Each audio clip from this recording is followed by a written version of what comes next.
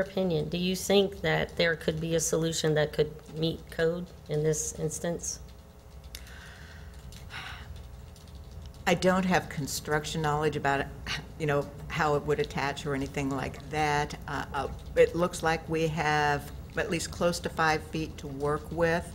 How much of the roof would be allowed to be cantilevered beyond that 5-foot setback, the 5-foot limitation? Eaves can encroach up to 3 feet into required setbacks. So the roof could be a total of 8. 8 feet. And it is, what, 9 something? 9.3, I believe, is to the center of the knee wall, what they're using for the supports right now. So we're talking about a violation of 1.5 feet? Is that what I'm hearing? Yes, it seems a bit drastic to make them take it down for 1.5 feet. As soon as, my perspective. I'm sorry. As soon as you put that structural, what was planned to be a wall with windows and the whole thing at 20 feet, you've got a 5-foot setback encroachment, because you've got a knee wall with a full structure on top of it that is under roof. When you don't have the structure at the base and all the structure is held to the 25-foot setback, that gives you 3 feet of overhang without structure, but just overhang, without any vertical uprights, that can encroach into the required 25-foot setback. So it is the roof and the supports that you see here? Yeah, because that in essence creates a wall. Right, but the knee wall was already in place. Knee walls up to 4 or 5 feet in height, I believe, are standardly permitted. For 1.5 feet, I've got. Well, bear in mind, what we were talking about, can you go back to the survey, please? Yeah.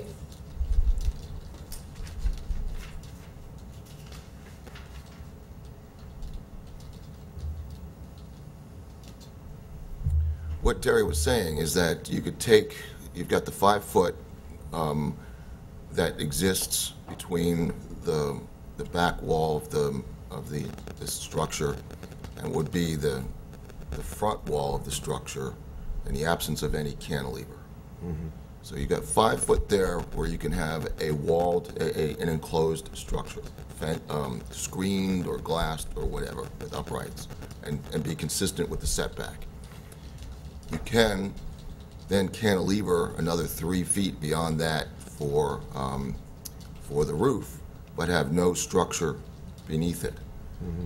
So it's more than just a couple of feet or 1.5 feet or whatever the measurement would be when you take into consideration the vertical structure that's being added to support and be enclosed and what have you. So could we go back to the side elevation of that again, please? Yes.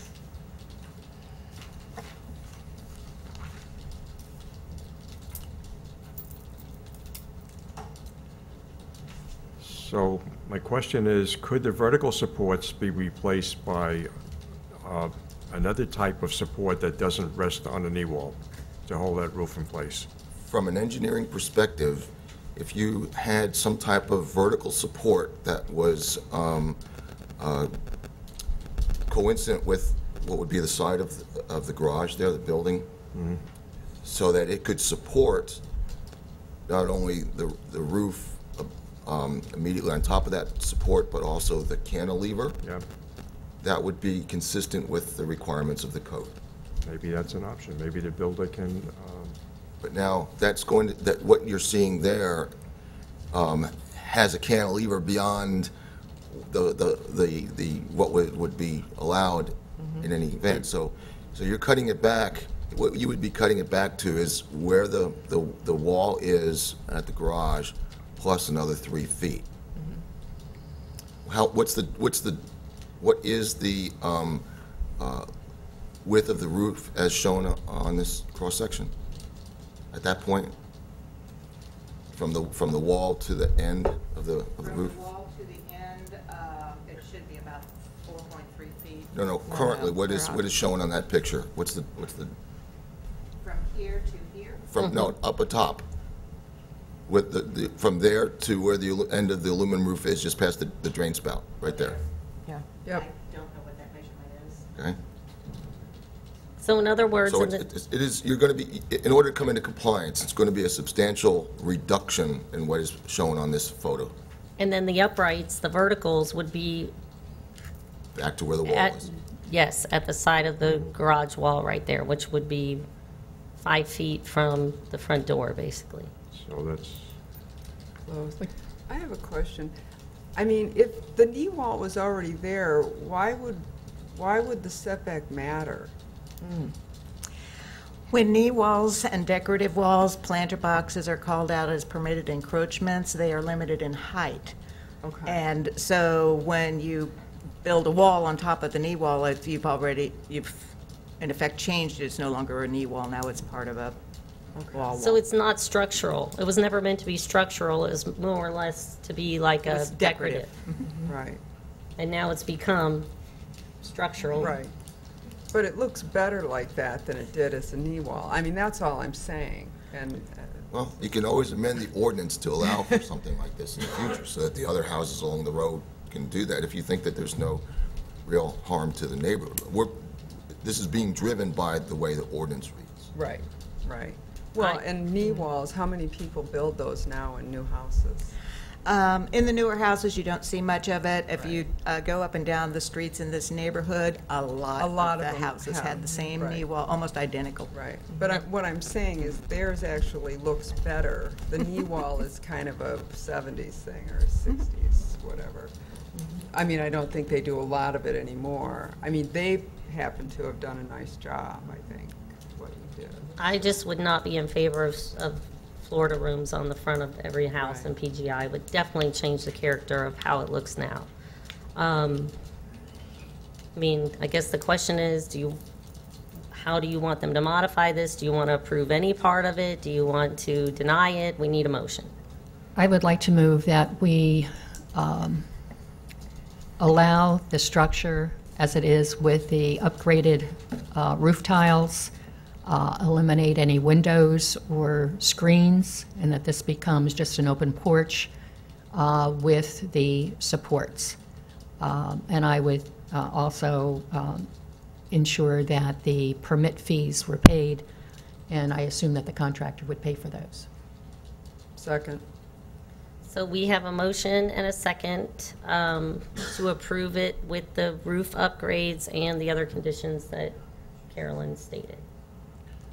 All in Now, favor? before you vote, I would want the council to direct staff that the variance, if granted, with the prohibition against enclosing the structure, be recorded in the public record so that any subsequent purchaser does not enclose it thinking that they have the ability to do so. Good point. Thank you. So is your motion amended to include the prohibition of, Agreed. in the second? Yes. So we have a motion and a second. All in favor? Aye. Opposed? Aye. 4 to 1. Actually, that's a vote to amend the motion, and then you need to vote on the amended motion. Okay? So moved. Second. So this is, We just need, we'll consider that the vote on the amendment. Amended motion. Nancy, are you voting no on amending the motion? I'll vote to amend the motion. Okay. so now we're calling the motion with the amended language and the prohibition. All in favor? Aye. Opposed? Nay. 4 to 1. so Okay. just, if somebody comes to us, again, in this particular neighborhood with a similar circumstance, we would approve a variance of that type. Case-by-case basis. Depending on what the structural details are. And the city does have design studios, so if people do want to modify their homes, come to the city first, before you even hire your contractor, so then you know what they're telling you is legitimate. And if they don't do a lot of work in Punta Gorda, they're not familiar with the way that the city operates, so it's a lot different. Okay. Now, we have no other public hearings, and we are moving on to the consent agenda. The first action would be for city council members to pull any items off the consent agenda. I have nothing. No? Kim, you okay? I wanted, oh, no, yeah, I'm fine, thank you. Okay, so now we have citizens' comments on consent agenda items only, which would be legal department, invoice, fire department, city council ratification, finance. Sorry, now I'm having trouble with finance department, urban design division, which is the Department of Economic Opportunity Competitive Florida Partnership Program grant application. The police department has a resolution and an application appropriation of JAG funds. Citizens' comments on those items. Okay, seeing none. Move approval of consent agenda. Second. We have a motion and a second to approve the consent agenda. All in favor? Aye. Opposed? Carried unanimously. Okay, now we're moving into the regular agenda, which in no budget actions today. Under unfinished business, we have informational signs for paver donation projects in the city parks, retail business development consulting services, Brick Street restoration, discussion of requests for temporary signage in city right-of-way for the train depot. So if you would like to comment on any of those items, now would be the time to come to the podium, state your name. You have 3 minutes. Good morning. Della Booth, Chairman, Punta Gorda Chamber of Commerce, Business and Economic Development Group. Our group has been together for 3 years meeting. We review the economic development opportunities for the city of Punta Gorda. Unfortunately, we operate without a budget. So today I'm asking for $35,000 to $50,000 for retail business development consulting services. With these services, the city would realize area retail development, community and consumer analytics, gap analysis and opportunity analysis, recruitment and coaching of existing retail companies. We looked at 2 companies that you can see in your exhibit. The reason for that is the 2 companies, their current client base, a lot of them, the demographics mirror what Punta Gorda has. The second is that the companies that they represent, that they bring to these communities, they like the demographics that Punta Gorda has. And so we offer that possible sources for the revenue could come from either items that have been removed from the 1-cent sales tax list or items that come in under budget. I will also tell you, as the incoming chair of the Punta Gorda Chamber, we fully support the passage of the 1-cent sales tax. Thank you. Thank you. Any other public comments on regular agenda items? Okay, moving. Is that under new business? Is that where you? Yes, come to the podium, please, and state your name again. Yes, ma'am. My name is Fran Campbell, and I'm here on behalf of the Punta Gorda Historical Society, and it's number C on your discussion of a signage. We're only asking to put up signs 3 Saturdays a month for free events that are held at the depot. The first 2 Saturdays of the month, most of the year, not during the summer, we have music on the dock, and it's free. It's just something for the public to come to. We hope they'll also go in and visit them all. On the 3rd Saturday, we have a dock sale. We do not charge for vendors to come and sell their things. They only get 1 table space, and it's free for them, so it's just something we do for the community. All we want to do is put a sign out in front of the depot, because you can't see what's going on back here, and say music 1 to 3 or flea market 9 to 1. That's all we're asking. Thank you. Thank you. Thank you. Any other public comments on regular agenda items? Okay, seeing none, we're going to move into unfinished business, which is informational signs for paper donations in city parks. Good morning again. For the record, Joan LeBeau, Urban Design, and this was before you back in April, and there was a discussion on how we can get the message across that these pavers are available to help beautify the city. Staff had recommended earlier on a smaller plaque that might fit in that white band in front of the sign there that you see, the white band that surrounds the tree basin. Problem with that is it was not available to be seen. So we looked at what we had in place already, and our tree marker program that we've utilized in several of the parks now really fits what we're looking for. We brought a mock-up for you, but it's made out of a poly route. It will be adhered to a concrete base, and it will have verbiage on it that will allow the person who is looking at the sign, at the bricks, to know why they're purchasing a sign. Draft verbiage to date is help support the city of Punta Gorda's beautification by purchasing a brick. It gives the contact information of Team Punta Gorda, a phone number, or a website. We would do the same with any, the Veterans Group as well, help support the Veterans Park, similar verbiage with contact information. And again, the way it will be laid in front of the tree is on a concrete monument. It will be angled so that the person can actually see it. It's very clear. The other side shows what we currently use for our tree marker program, and it works fantastic. So that's what we're proposing right now. Is the city manufacturing these, I call them headstones? They look like headstones to me. Or, I mean, the We have design is done a them. little, We have made them, yes.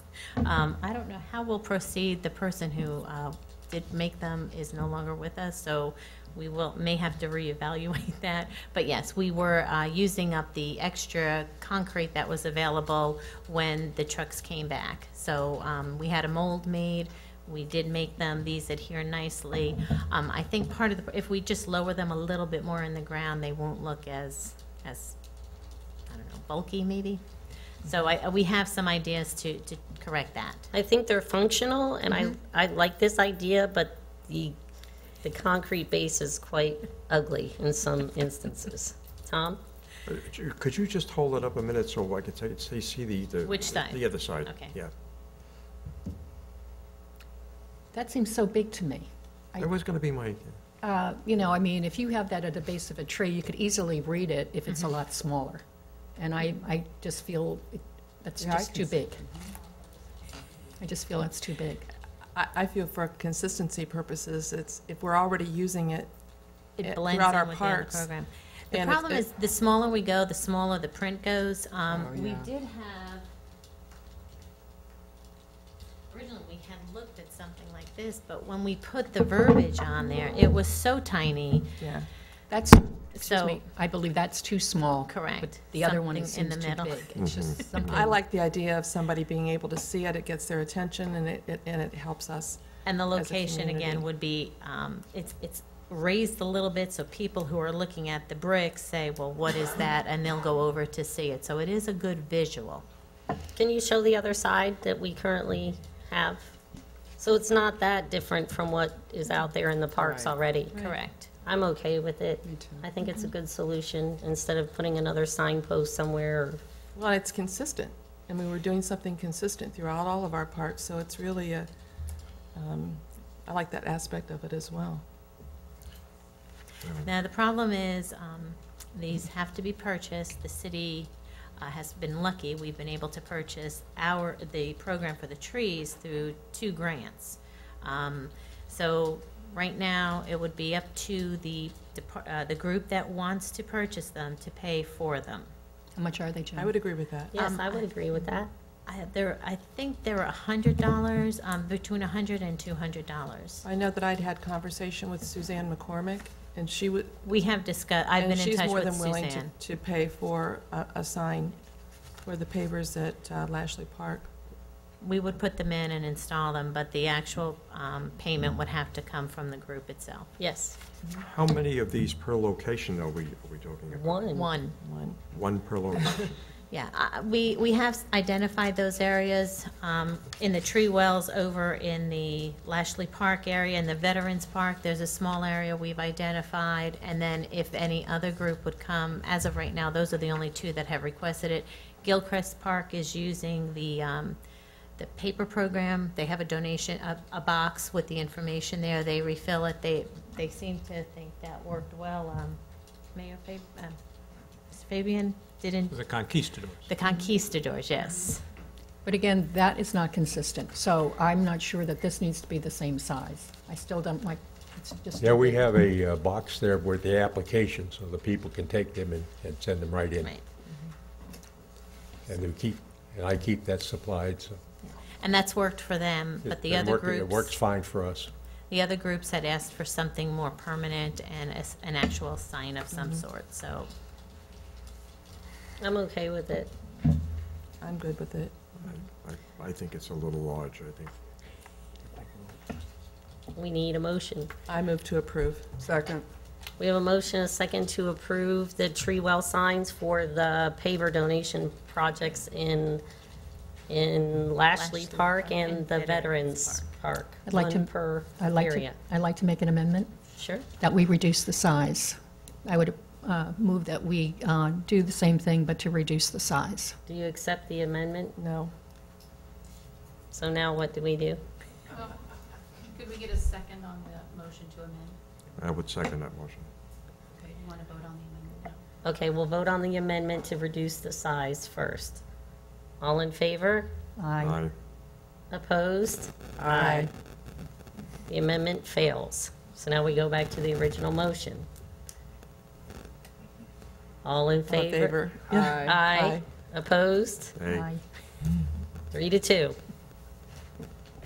Okay, so moving on to, Would- May I ask one other question? Yes. Would this be appropriate then if if there are any other communities, groups that come to us, city can go ahead and utilize these as well? I know of one who will be looking to be selling bricks for the nature park. I would like to see something like that come back to council because we Okay. don't know the number and where Okay. and so on like that. All right, I would agree. thank you. Okay, now new business, retail business development consulting services. As was stated previously, the Business and Economic Development Group of the Punta Gorda Chamber, which the Vice Mayor and myself sit in on, has been looking at this type of a project for a while, and the issue is going to come down to, first, does council want to entertain this type of a service? This is not a one-year effort.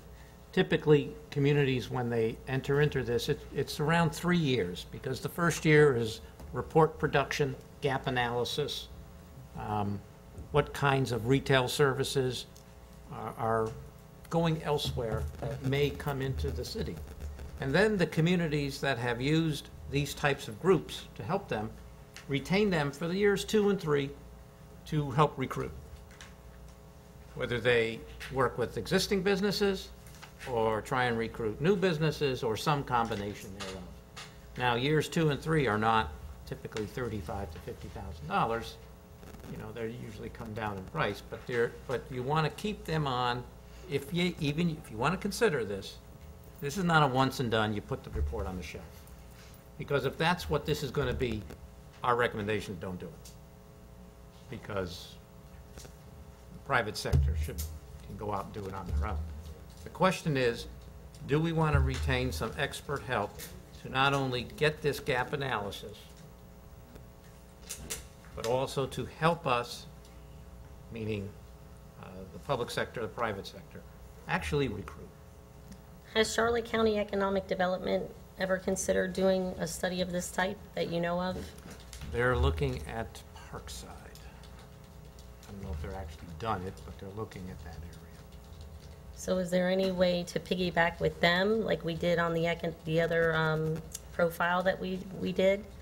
I mean, my heartburn is with the price tag, because 1 cent sales tax, I was on that committee, it wasn't considered through the committee at that time, and I don't know what the committee would have really thought about something like this. They could have been overwhelmingly, no, we don't want to spend the funds in that way. So I don't know that I could support those funds being used for something like this. And the other thing in the back of my mind is that we don't have a marketing budget, and we have marketing in our strategic plan. And, you know, other things have come to us, marketing opportunities, and we've rarely funded those types of things. So to spend these kinds of city dollars If the county economic development office wants to pay for City of Punta Gorda to have a study, I could support that. I just don't see the use of city funds at this time, especially when it's out of budget and it wasn't considered with the 1 cent. Kim? My question with this is, are we looking to recruit people for the parking garage, our own properties, or are we doing this for the private sector? So that we can say, okay, these are the kind of things we need here? Is that No, what it is not aimed for the Harold Court Center. Okay. So The idea of the project would be to really identify what they were calling as leakage. Sure. You know, who in our community is going elsewhere to shop? Right. What kinds of things are they shopping for? You know, is it a Trader Joe's? Is it, you know, what kinds of Right. things? So that we would have then data, and Right. again, the organization would have data to go out and pursue those types of businesses and say, look at what's happening in Punta Gorda.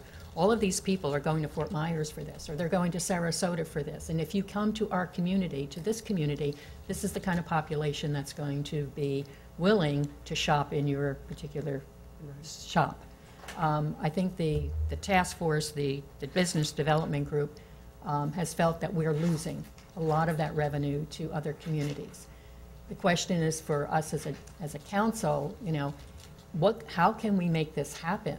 I agree with you in terms of the funds. That's an awful lot to put back on the city. Some kind of public-private partnership. We have a business development, I believe, $15,000 in our budget for that. There's the other thing, the Loop is now just getting started, and they're going to be, you know, looking at possible businesses to come in. You know, maybe we should piggyback with them. Maybe if the group doesn't need to be at the Loop but wants to be in Punta Gorda, you know, closer in. I don't know. I have a hard time with it. I'm not sure, though, that I would reject the 1% sales tax.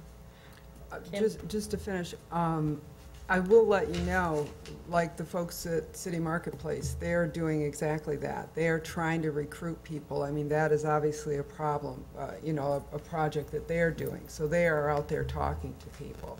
I mean, the big places, if we had the demographics or we had the traffic here, they would come here. I personally talked to, when I was working with Dr. Moore, he had a diversity plan for a Starbucks. I was working with him to try to find a location.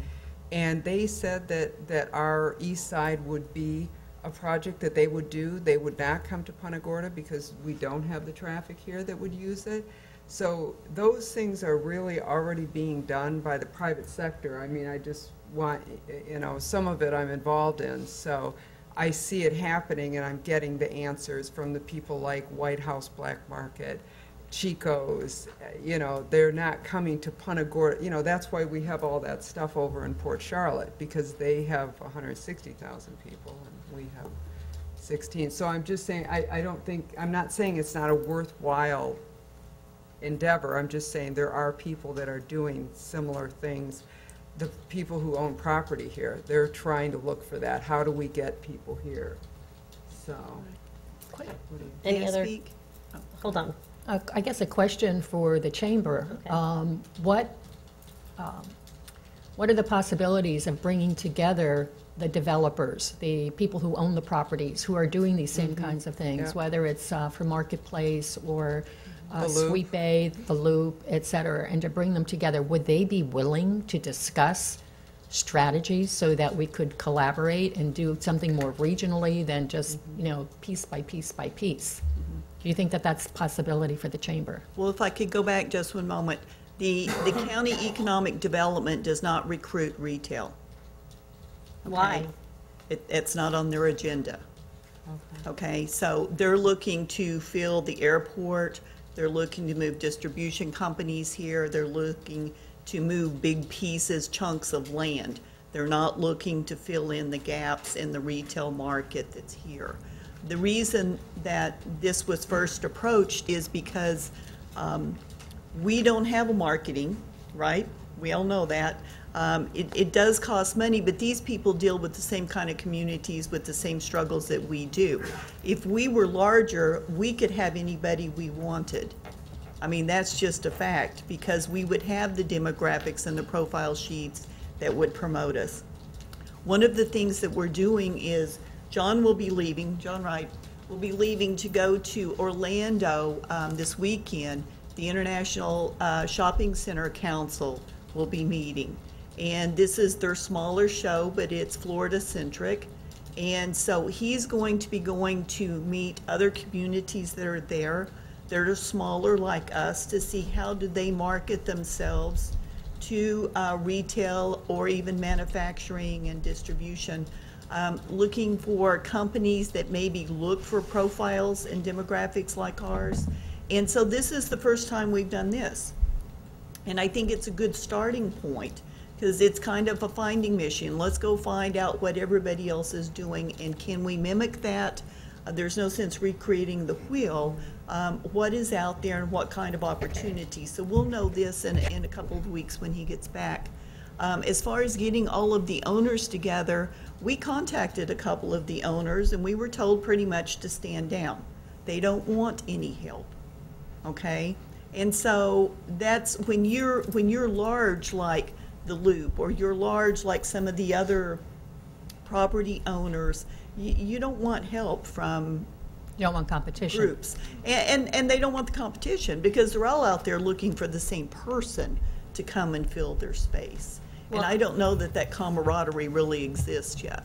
I'm all about finding mission, but the price tag, I just have a real problem with it. I don't think the city should fund it. If, the feasibility studies that we've been a part of, we've been partners, we've, maybe put in what we thought was our fair share.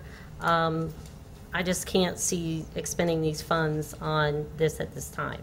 So that's where I'm at. Did you have comments? Just a real quick comment, David Hilson, Urban Design Manager. The DEO grant that you approved for us to go after underneath the consent agenda would address these types of issues. So we can bring in the team to try to do this type of analysis via the DEO grant. So would that be another application that we would look at? Or, The one that we're sending in, our project analysis, would include these types of efforts with the DEO. okay. What the grant won't do, though, Right. is go out and recruit, and they have, and these, they won't do that. Correct. We're coming up with an action plan. However, it does dovetail Right, into sure. that. Thank No you, other David. comments? Stella, can I ask her a Yes. question? When you talk to these groups, the two groups, and did you get what kind of success they've had in communities like ours and who they brought and what, kind of like what their plan was and then what the results were? Well, that's what they do is they come into each community and they're going to do an analysis to see what exactly you need, what's missing, Right. what would really work. The gap analysis and the leakage, if you will, that's going to tell them a whole lot. Sure. And we've been talking about leakage now for 3 years, but to obtain that information is near impossible. And the fact that they have that capability is really, really good. They already have partners, and they partner with corporations that are looking for smaller demographics. And so if we fit any of those, it's almost a given that that company, if they're in the expansion mode, is, that we would be an opportunity for them. Right, I mean, like on their reference list, did they have communities that they did this for? Yes. That you could Yes. actually see? Yes. What difference they made? Yes, and actually, Howard actually spoke to some of the different communities that was on the list from both companies. So what did they think? Well, if you have a community that's in the state of Texas, and these companies work with some communities in Texas, for instance, the state of Texas allows local governments to dedicate half a percent of their sales tax towards this in their operating budget. They're allowed to do that. And they have a 0.5% dedicated towards economic development. We don't. And they've used some of that. A small community, for instance, hired, I forgot if it was Buxton or Retail Coach, one of the two. And they have contacts with people like, businesses like Rack Room Shoes. I just throw that out there. That's one of the companies that they may work with. And they recruited that particular business to that small community because that was part of their gap analysis. And then there are some others. And that's part of their performance that you would see over 3 years. Unfortunately, we have not budgeted these dollars. Right. When the county's 1% local option sales tax steering committee discussed economic development, it was rejected. You are allowed to use some 1% local option sales tax, I think it's 15%. 15%. For economic development purposes. The county's committee said no. The city's steering committee did not discuss economic development at all. So it was not listed on the priorities for the county. But it was discussed. It was discussed. Okay. Tom? Yeah, a couple of things. Howard and John Wright and myself sat in on a conference with one of the companies that I think you're interviewing. Buxton was one of them, and I really was not impressed. And the reason that I was not impressed with them is, I believe this was about 6 months ago. We asked them, they were measuring zip codes and what zip code spent how many dollars where and things like that in order to evaluate what might be a good fit. The question was asked, well, do you evaluate areas outside of Punta Gorda, 33950, and find out what the people, if you live in 33950 and you're spending money in a mall or some other store in a periphery, do you evaluate that slippage and that amount of dollars to find out what people are buying out there? The answer was no, they didn't do that. So what they really meant by slippage wasn't convincing me that it was a real solid program and that we should jump into it. And I just put it out of my mind, and I also agree with Rachel that we shouldn't, I don't think we should be spending any city dollars at this point in time. And we're not maybe on the verge, but we're looking at development of the loop and marketplace. I think we need some time to go by and see what's coming from that front. I mean, Chico's White House Black Market is in our backyard. Has anybody ever reached out to them and say, why don't? Yes. Okay, and what do they say? The population is. We don't have the population. We don't have the numbers. I mean, we just don't. I mean, they know numbers. about Punta Gorda. They know we're here. They know see we're us. here. They drive by on I-75. It's all demographics. It's all, and they all are looking. I don't care who you are. You see these stores everywhere. They want to expand. They want to go. So they're always looking at those new markets. Nancy? Well, I was going to say, I've asked a number of questions to different people in the community and who are in the real estate types of arena and who said yes, like Fisherman's Village is successful because it has a regional draw.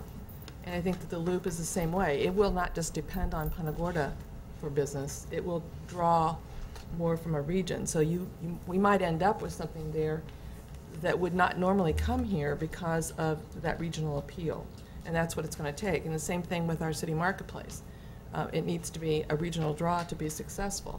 So how this applies, I'm not sure. I'm very much a proponent of marketing and getting out there and trying new things and seeing what works. But I didn't sit on one of these conference calls, so I don't know the expertise, but I'm certainly open to being creative about this and seeing what we can do to help advance our community.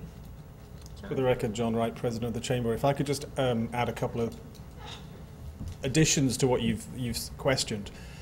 Can I just clarify there is a very big difference between economic development and business development. And I want to make sure that you understand that Tom Patton from Charlotte County Economic Development is part of this task force and he's fully on board with us.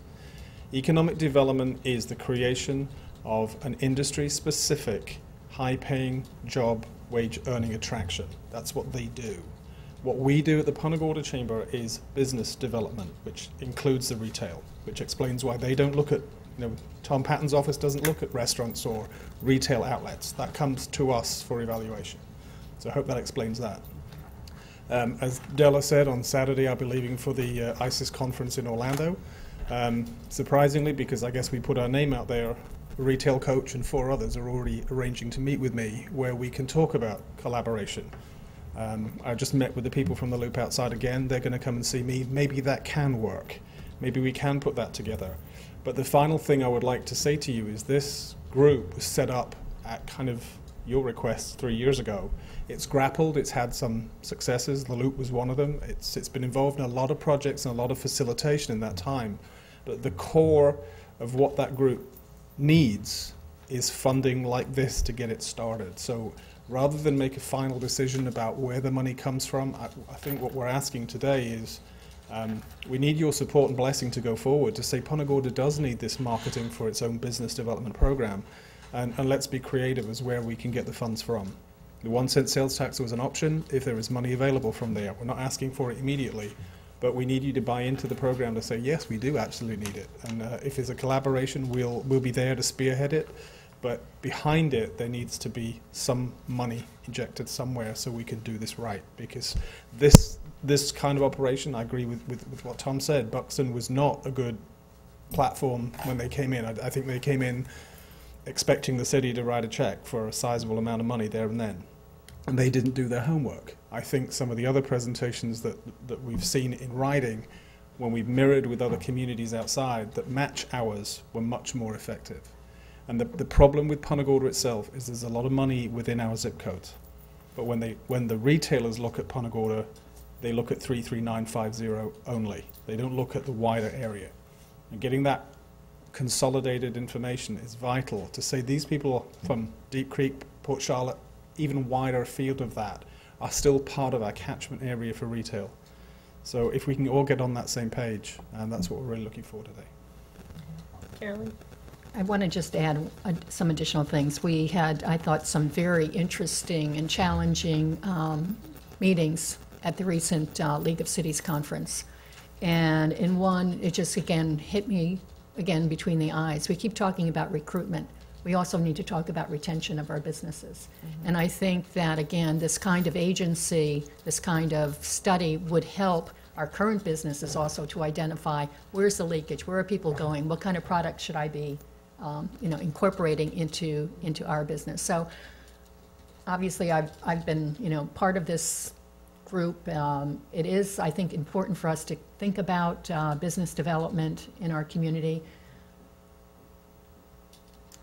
And we can wait, and we can wait, and we can wait, and nothing happens. Mm-hmm. So I think what perhaps at least from our council, I would like for us to at least endorse the idea that we are committed to business development, that we want to look forward for opportunities. And this, I was sharing the story, Nancy and I and Nancy Johnson were at another meeting up in Sarasota, and we stopped at a bonefish grill.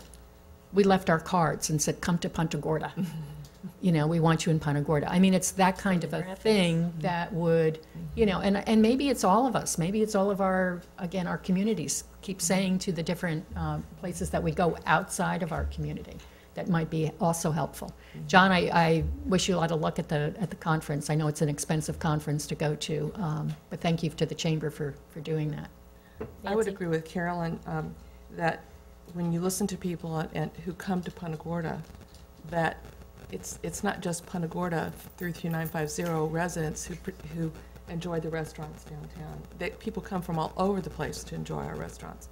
So I think it would also help our existing businesses if there were other businesses. It's just like a restaurant. One restaurant, yeah, but when you have a lot of restaurants, it really does help. So there is opportunity, and I wouldn't be opposed to considering the possibility of using some local option sales tax dollars in partnership with others, if we can create some kind of a partnership so that it shows it's a collaborative kind of an effort. Because that's what we do so well here, and from the session that we went to in up in Lakewood Ranch, it emphasized collaboration, and we do that. We are like the poster child for these kinds of things, and so what they're trying to teach is innovation, and I think we do need to think creatively and be innovative, and I don't disagree with that, but generally, the city, we do not hire consultants. I mean, we really just don't spend our tax dollars that way. I have no problem being a partner. I have a problem with the financial part of it. It's for the private sector, like already pointed out. It's not to fill our Harold Court Center. It's for private sector use. So, in my opinion, private sector should fund it. Kim? I agree. I mean, I'm 100% supportive of this, and I think it's something that would be great and needs to be done. And I wouldn't be opposed to putting some type of money in. But I really think this is a great project for the Chamber, even partnering with the Charlotte County Chamber, because it really is for businesses. And the part that excites me is the education of the current businesses that are here and saying, hey, like you were saying, if you carried this is what's going out. This would be helping them with marketing, helping them with knowing what's going on. But it's really for them. And maybe, you know, you talked with the Loop. I mean, if you got all of your membership together and all the Charlotte County membership and the city marketplace and the Loop people, I think you got your money.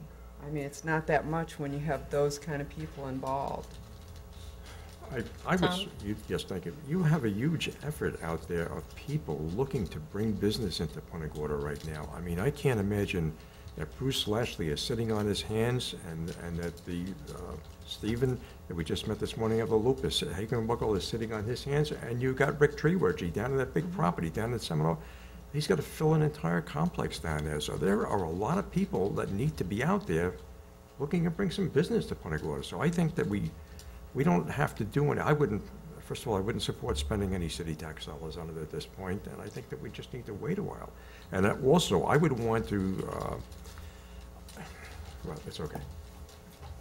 So what do we need to do? We need some direction. Well, I'm not hearing any support regarding any dollar amount that we could tell the chamber At this time. at this time. Am I hearing any support that if the chamber gets out there and starts putting a group together, that the city may be some type of a partner? We do have business development funds, so if that were to come together, I could support something of that nature, because we've used it for the Entrepreneurial Academy and other types of things like that, and this would fall along that line. I would be okay with that. I would support that. I would as well. I have, again, one of the sessions that I went to, and I thought that Bonita Springs has a very interesting kind of effort going on to recruit and retain businesses. And again, they're working with the private sector. They're working with the other surrounding communities. But they have incentives, which they include in a budget of $200,000 a year. They say they spend about half of it. But some of the interesting things are that they provide, and again, this might be something that even the chamber might think about, cash incentives, $1,500 a head with a minimum of 5 new jobs. The business comes in with that. Rent subsidy, 25% up to $5,000, again, to bring in those jobs. They do also have some matching grants for landscaping, for outside upgrades and facades. I don't think we need that, but I was very impressed to think about that there's also, that they provide an award program for leads for new businesses, which is a max of $1,500 for targeted businesses with a creation of at least 5 jobs. And we might want to think about something even like that. But again, this might be something that goes back to the chamber and for discussion. Tom?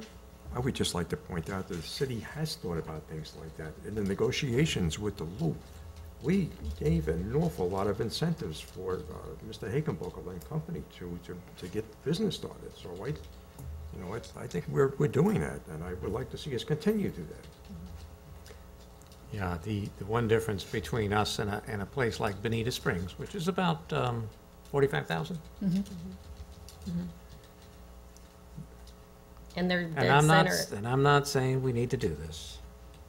They actually budget in their general fund $200,000 for business development.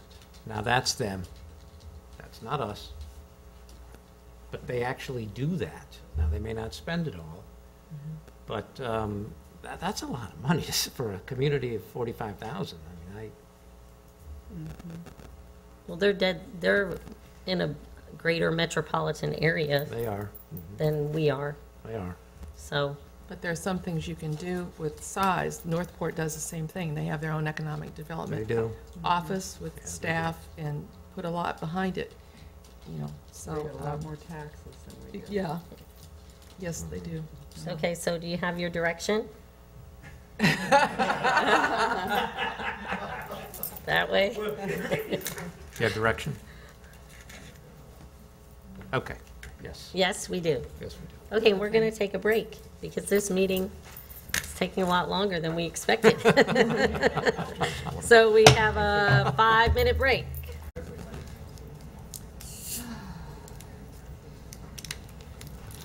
Yeah, we contacted them.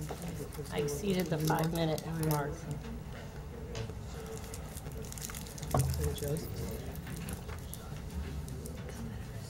Did you actually speak to someone? Okay, it is 10:59 and we are back in session. We are under new business and we're moving into Brick Street restoration. Mark Gehring will present. Good morning, Mark Gehring, Public Works. We were asked to bring this issue to you regarding the brick streets.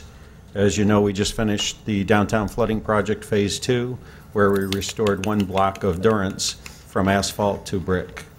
In downtown flooding Phase 1, we restored two blocks, Dolly and Chastine, back to brick. This board has given us a little additional money for paving, and we're ramping up our paving program over the next couple of years. We're looking at streets, and several of the streets that are designated in Ordinance 894-88 to have a plan for returning them to brick are coming up as being needed to be resurfaced and asphalt. So we're looking for direction as to where we go with that. We also have the Ordinance 894-88 called for Sullivan Street for the bricks to be taken up from Sullivan Street. I think since 1988 the direction has sort of changed there, and we're recommending that Sullivan Street between Red Esplanade and Marion be considered to be bricked, as are the other two blocks of Sullivan.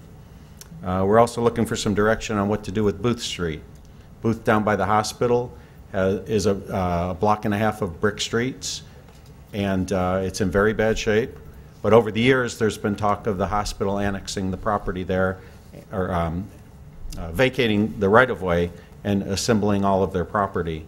That's, again, going back several years. Nothing seems to have happened. We've left the road as it is, and it's getting to be in very bad shape.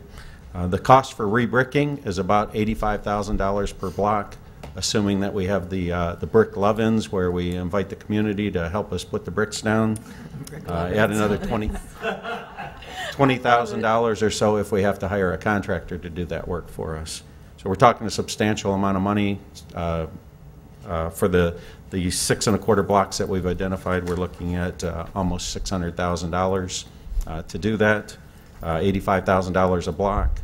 And to resurface them in asphalt, we're looking at around $12,000 per block. So considerable difference in costs there, but we want to make sure we're going about our paving plan with in mind the ordinance, where the council would like us to go, and we'll take your direction. Do you have any maps? Because I'm Booth from Marion to Hargreaves. Where is Hargreaves? Hargreaves is across the street from the Behavioral Center. It's where the Community Foundation had the Freeman House at one point in time after the storm, and then it was moved. It's a small local road that is one block off of Olympia. Foot and Ankle Centers is on the corner of, it's Milas. like in between Milas, and it's in between Hargrave. Virginia and Hargreaves. I would hate to see our bricks go away. I think they are part of our historic district, and, I mean, maybe in Hargreaves, that I see, I area, don't if the see Booth. hospital's thinking about vacating the alley, but I think and I know that it's so much more expensive, but it's just part of our character and charm here. I totally agree that anything we can do to preserve the historic character of this community is of critical importance. And it became so blatant to me when we went to the conference last week in Hallandale. And I got over there, and it's like, I felt like Dorothy from the Wizard of Oz, you know. There's no place like home. And it is what attracts people to this community. So we need to preserve that and keep that going. I mean, that street over by the hospital might be something too. Boost from Marion to Boost, Hargreaves. But is it partially bricked already? Is that the point? It is. It's entirely bricked, It's entirely been asphalt paved over where we have utility issues or something like that over the years. So it's not been maintained with the brick surface. There's asphalt patches throughout the road. Yeah, It needs to be. It's really rough. It needs something done to it. I would suggest that at least at Booth that we reuse those bricks, take up the bricks and just pave it, because it's not in the same area as the rest of the downtown, and then use those bricks for these other streets. Well, if they're going to, if someday the hospital wants to vacate that and it's not going to be a street any longer, then I'd hate to waste $85,000. Right. Where that Does it would it happen. needs resurfacing, Booth? Yes. That's Very why much we're so. talking, okay. Yes. Yeah, I would be in favor of that, using those bricks and move it to Sullivan and more downtown areas. I think Sullivan would be a nice addition. Yep. That's a real tie-in to the event center and the Absolutely. downtown. And Downtown. The rest of You the bet. streets, I think, have to be brick, but Booth was the only one Mark, what were you thinking in terms of the timing of the re-bricking? We really haven't set any timing. We're just starting the process now to feel it out where we're going with it. We'll incorporate whatever the direction is into our paving program.